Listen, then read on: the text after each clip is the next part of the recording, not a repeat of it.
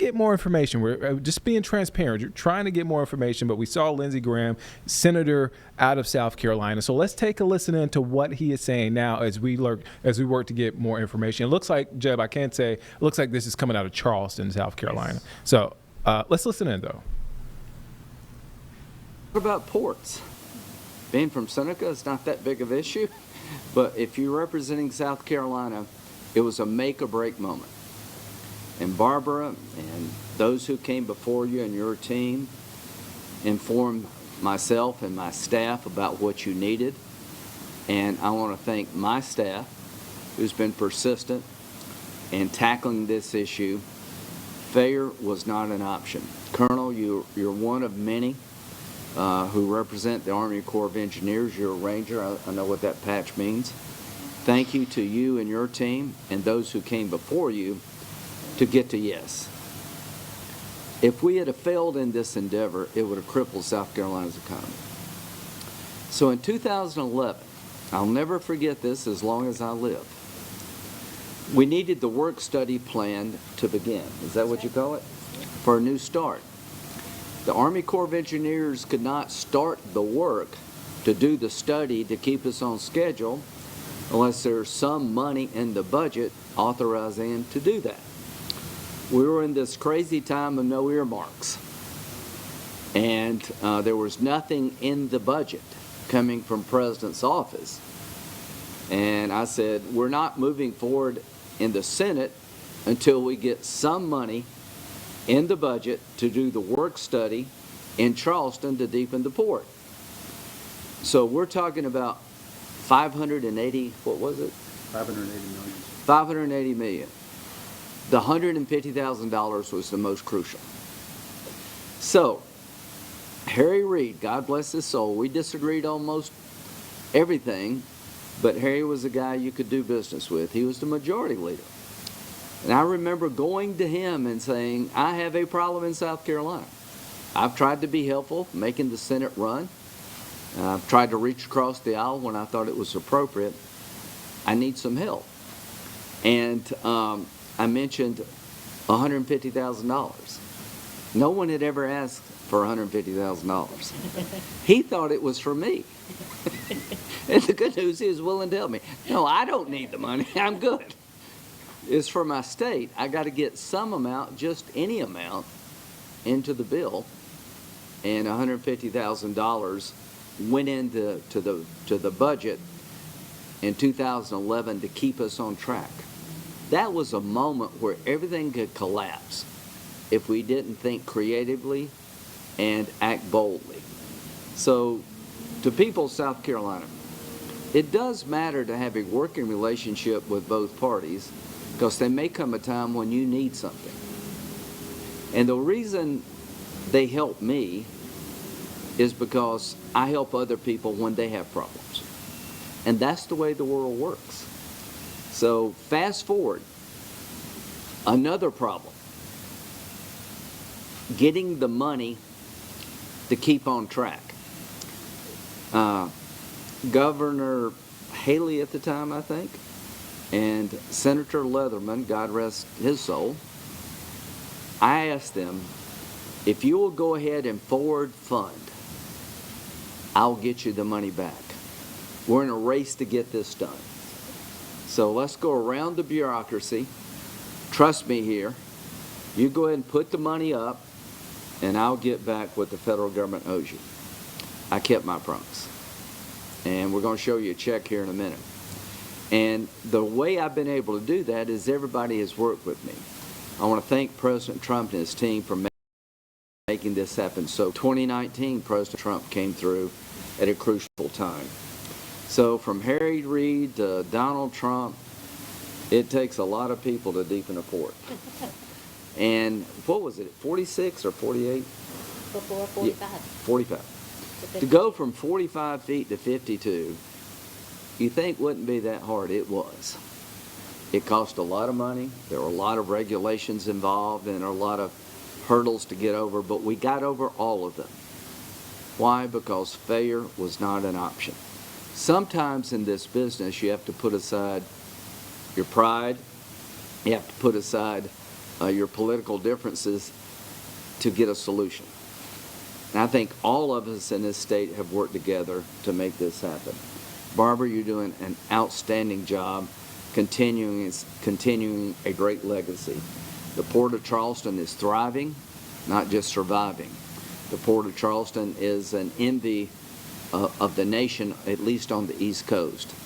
How did we get there? Working together and not taking no for an answer. Colonel, you and all of those before you have been great partners to achieve what I think is one of the most important things I'll ever do for South Carolina. I think of all the things that I've been involved with, this is, I think, the most important and the most consequential. Because if we had not broken through in 2011, we would not be standing here today. If we had not gotten to 52 feet, people literally would pass us by.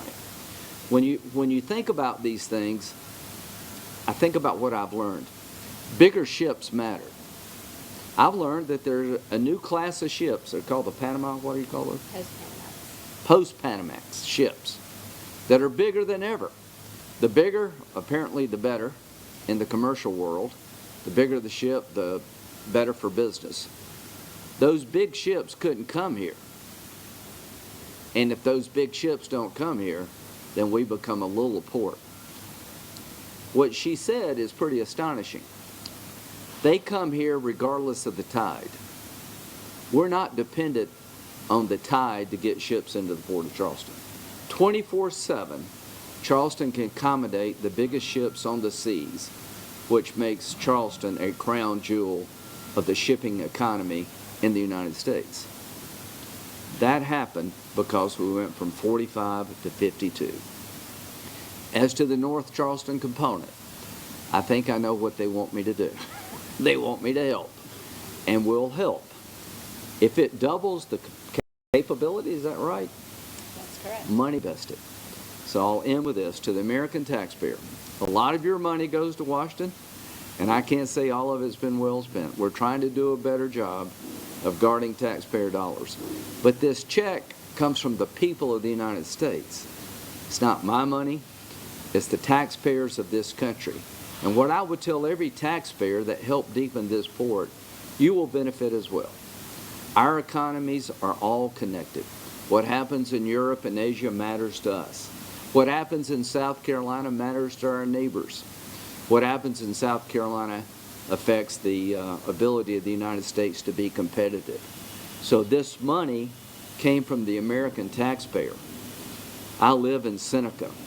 The Port of Charleston, as I said before, I understand to be the crown jewel of South Carolina's economy. The Port of Charleston, I think, is the crown jewel of the East Coast. What does that matter to the American economy? We can do business. We can bring products in and we can ship products out. So this money is about $56 million. It matters to the port. It's money they can use to do other things with. The federal government met their commitment. I made a promise to you, and I kept it. And to all those who made this happen, God bless you. But this $21 million is the last payment. And we did it quickly. And we have more challenges. On to North Charleston. Thank you, Senator. Here you go. I'm in official business. Come here, Colonel.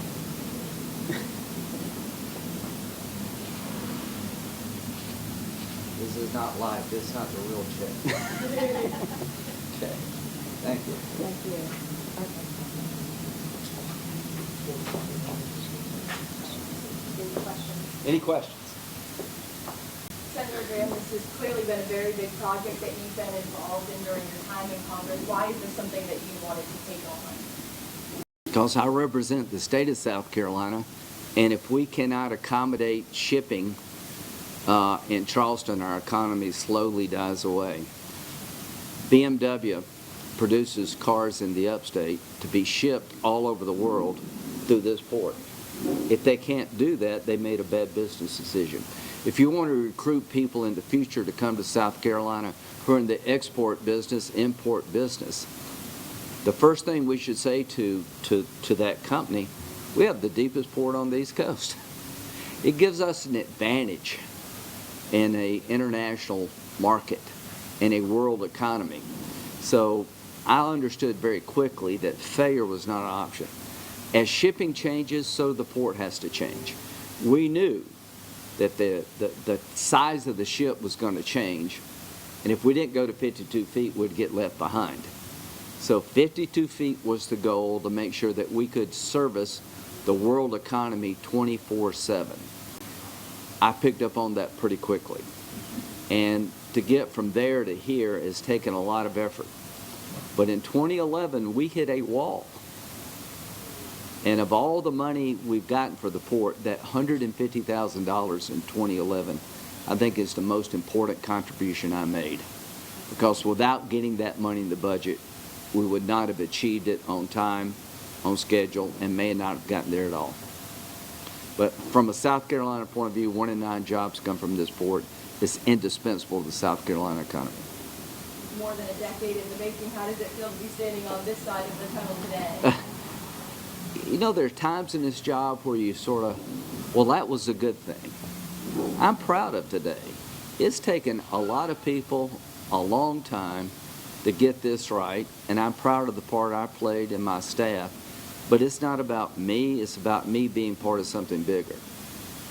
Again, it's hard to explain to people who are busy with their own lives and got their own bills to worry about and their kids and all kind of problems out there. This is a moment to celebrate we got it right. I can promise you, no matter where you live in South Carolina, going to 52 feet in Charleston for the port was a big deal to you and your family. Okay? Thank y'all. Anything else? Barbara, it's been almost 3 years.